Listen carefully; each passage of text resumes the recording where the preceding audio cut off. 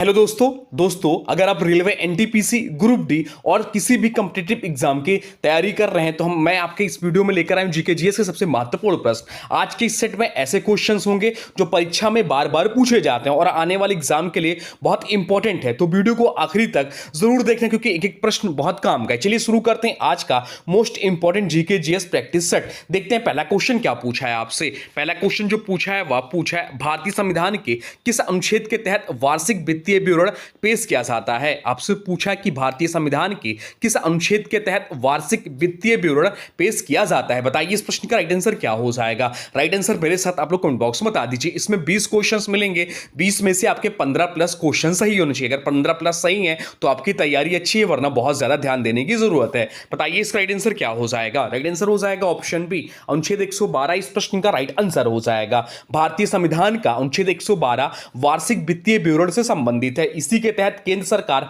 संसद में आम बजट प्रस्तुत करती है। बजट में सरकार की आय और व्यय का पूरा विवरण दिया जाता है। बजट सामान्यतः लोकसभा में प्रस्तुत किया जाता है। तो मनी बिल जो है अनुच्छेद 110 इससे संबंधित है। वित्त आयोग की बात करें तो अनुच्छेद 280 से संबंधित है।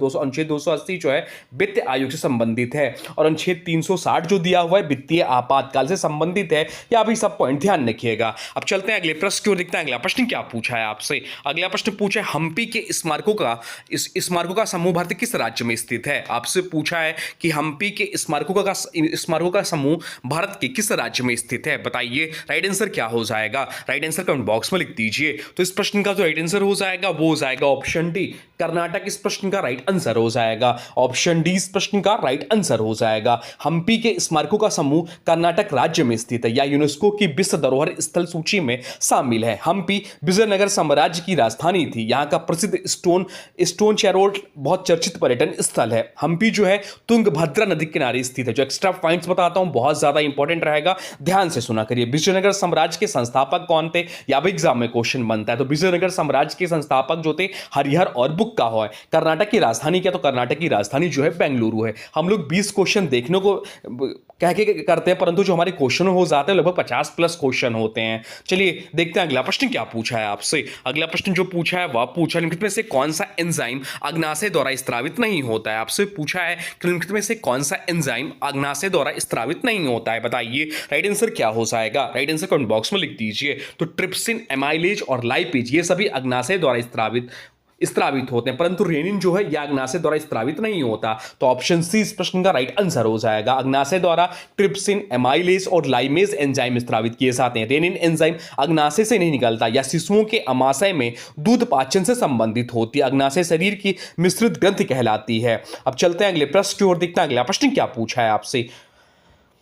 अगला प्रश्न जो पूछा है वह पूछा है स्वराज्य मेरा जन्मसिद्ध अधिकार है का नारा बाल गंगाधर तिलक ने किस अधिवेशन में दिया था। स्वराज्य मेरा जन्मसिद्ध अधिकार है यह नारा किसने दिया, तो बाल गंगाधर तिलक ने दिया था। आपसे पूछा कि किस अधिवेशन में दिया था, यह पूछा है आपसे। बताइए राइट आंसर क्या हो जाएगा। तो राइट आंसर जो इस प्रश्न का हो जाएगा वो हो जाएगा ऑप्शन ए, लखनऊ अधिवेशन। लखनऊ अधिवेशन 1916 में जो कि हुआ था उस समय यह दिया था। बाल गंगाधर तिलक ने स्वराज्य मेरा जन्मसिद्ध अधिकार है और इसे मैं लेकर रहूंगा का प्रसिद्ध नारा दिया। यह नारा भारतीय स्वतंत्रता आंदोलन का प्रेरणा सूत्र बना। लखनऊ अधिवेशन 1916 में कांग्रेस और मुस्लिम लीग के बीच समझौता में हुआ था।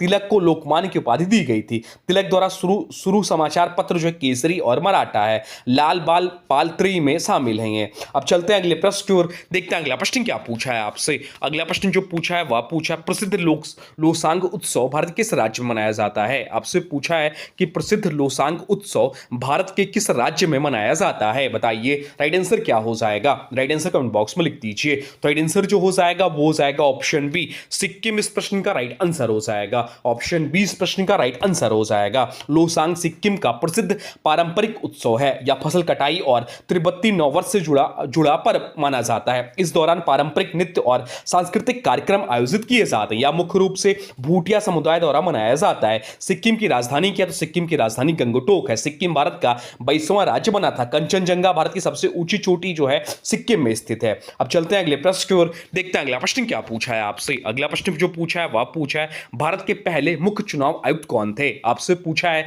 कि भारत के पहले मुख्य चुनाव आयुक्त कौन थे, बताइए राइट आंसर क्या हो जाएगा।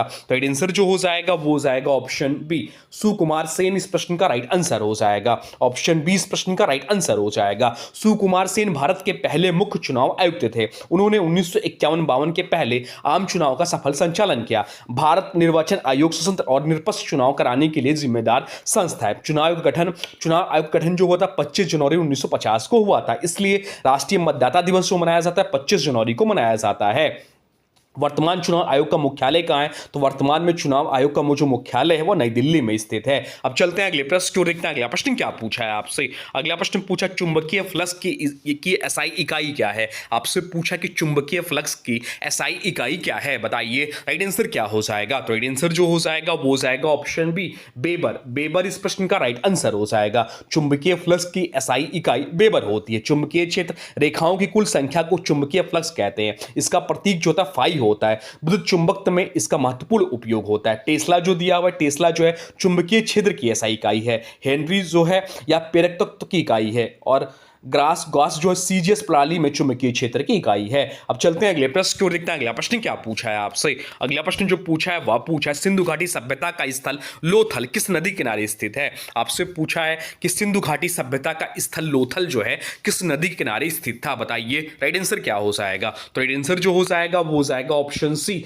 भोगवा इस प्रश्न का राइट आंसर हो जाएगा। लोथल सिंधु घाटी सभ्यता का प्रमुख बंदरगाह नगर था या भोगवा नदी किनारे स्थित था। लोथल वर्तमान गुजरात में स्थित है। यहां के विश्व का प्राचीनतम गोदीवाड़ा मिला है। लोथल का अर्थ क्या होता है, लोथल का अर्थ है मृत्यु का टीला। खोज करता था एस.आर. राव। हड़प्पा सभ्यता जो है कांस्ययुगीन सभ्यता थी। अब चलते हैं अगले प्रश्न की ओर, देखते हैं अगला प्रश्न क्या पूछा है आपसे। अगला प्रश्न पूछा है संसदीय प्रणाली में शून्यकाल की शुरुआत किस देश की देन है। आपसे पूछा है कि संसदीय प्रणाली में शून्यकाल की शुरुआत किस देश की देन है, बताइए राइट आंसर क्या हो जाएगा। राइट आंसर हो जाएगा ऑप्शन सी, भारत इस प्रश्न का राइट आंसर हो जाएगा। ऑप्शन सी इस प्रश्न का राइट आंसर हो जाएगा। शून्यकाल भारतीय संसदीय प्रणाली की देन है या प्रश्नकाल और कार्य सूची के बीच का समय होता है। इसमें सांसद तत्काल सार्वजनिक महत्व के मुद्दे उठाते हैं। इसकी शुरुआत 1962 में मानी जाती है। क्वेश्चन हावर कब होता है, सुबह 11 बजे। जीरो हावर जो होता है 12 बजे शुरू होता है। भारतीय संसद जो है लोकसभा, राज्यसभा और राष्ट्रपति मिलकर बनाते हैं भारतीय संसद को। अब चलते हैं अगले प्रश्न की ओर, देखते हैं अगला प्रश्न क्या पूछा है आपसे। अगला प्रश्न पूछा है किसी द्रव की सतह पर अणुओं का खिंचाव जिसके कारण वह न्यूनतम क्षेत्रफल घेरने की कोशिश करता है क्या कहलाता है। आपसे पूछा किसी तत्व की सतह पर अणुओं का खिंचाव जिसके कारण वह न्यूनतम क्षेत्रफल घेरने की कोशिश करता है क्या कहलाता है, बताइए राइट आंसर क्या हो जाएगा। राइट आंसर हो जाएगा ऑप्शन बी, पृष्ठ तनाव। पृष्ठ तनाव इस प्रश्न का राइट आंसर हो जाएगा।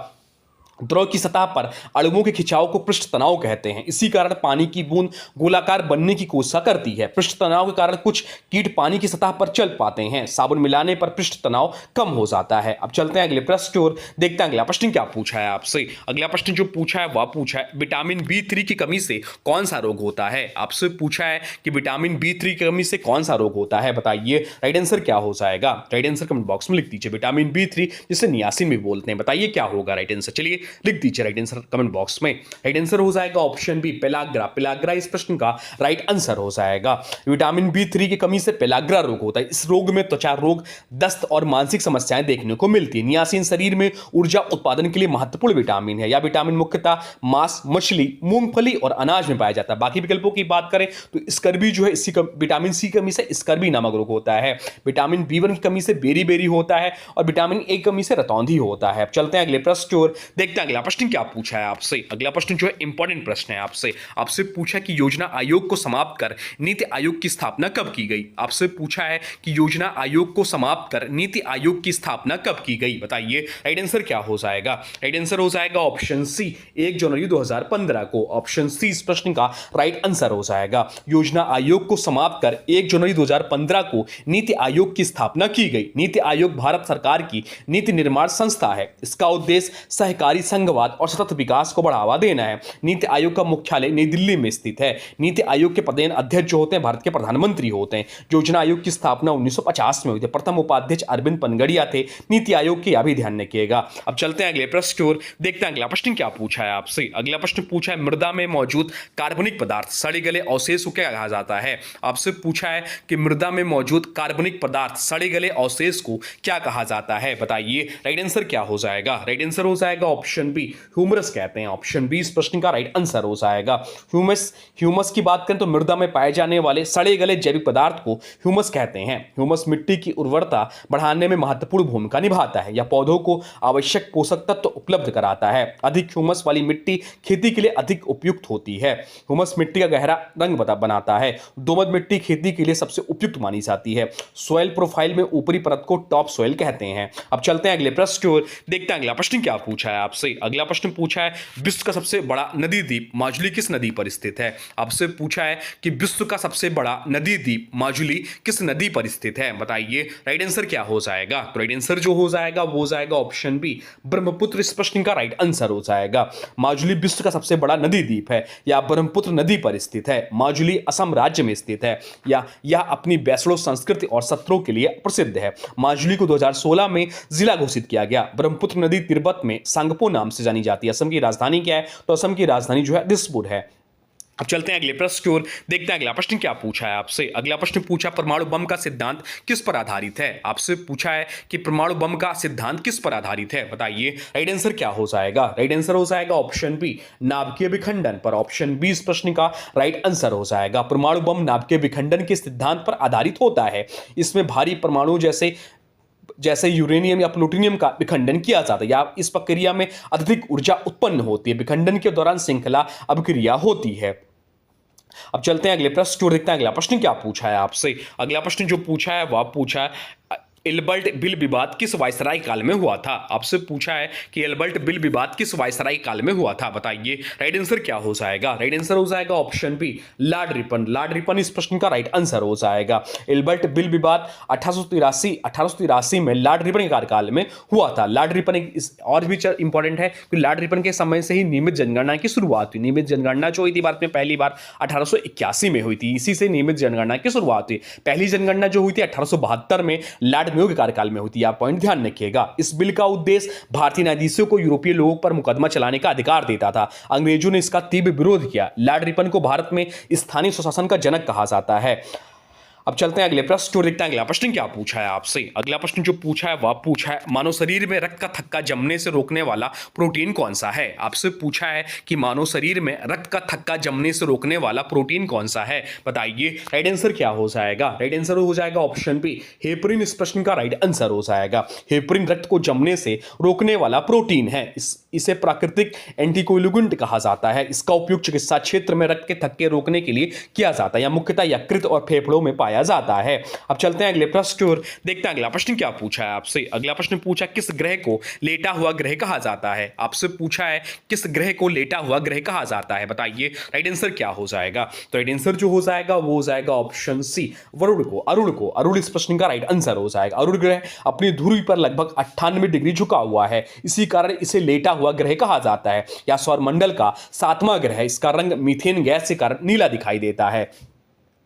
अब चलते हैं अगले प्रश्न की ओर, देखते हैं अगला प्रश्न क्या पूछा है आपसे। अगला प्रश्न जो पूछा है वह पूछा काजीरंगा राष्ट्रीय उद्यान किसके लिए प्रसिद्ध है। आपसे पूछा कि काजीरंगा राष्ट्रीय उद्यान जो है किसके लिए प्रसिद्ध है, बताइए। राइट आंसर क्या हो जाएगा? तो राइट आंसर जो हो जाएगा वो हो जाएगा ऑप्शन ए, एक सींग वाले गैंडे के लिए। ऑप्शन ए इस प्रश्न का राइट आंसर हो जाएगा। काजीरंगा राष्ट्रीय उद्यान एक सींग वाले गैंडे के लिए विश्व प्रसिद्ध है या असम में स्थित है। इसे यूनेस्को विश्व धरोहर स्थल का दर्जा प्राप्त है। या बाघ, हाथी और जंगली भैंसें भी पाई जाती हैं। काजीरंगा ब्रह्मपुत्र नदी किनारे स्थित है। असम का राज्य पशु भी एक सींग वाला गैंडा ही है। अब चलते हैं अगले प्रश्न की ओर, देखते हैं अगला प्रश्न क्या पूछा है आपसे। अगला प्रश्न जो पूछा है वह पूछा है विश्व का सबसे छोटा महाद्वीप कौन सा है। आपसे पूछा है कि विश्व का सबसे छोटा महाद्वीप कौन सा है। तो राइट आंसर जो हो जाएगा वो हो जाएगा ऑप्शन सी, ऑस्ट्रेलिया। ऑस्ट्रेलिया इस प्रश्न का राइट आंसर हो जाएगा। ऑस्ट्रेलिया को द्वीपीय महाद्वीप भी कहा जाता है क्योंकि यह चारों ओर से पानी से घिरा है।